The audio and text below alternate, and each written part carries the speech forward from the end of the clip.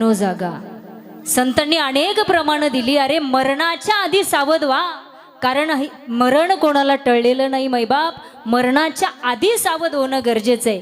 पाणी निघून गेल्यावर धरण बांधण्यात अर्थ नाही, चोर चोरी करून गेल्यावर सावध होण्यात अर्थ नाही, तसं वय निघून गेल्यावर संसारामध्ये विलास करण्यात अर्थ नाही. मग मरणानंतर पश्चाताप करण्यात काही अर्थ आहे का?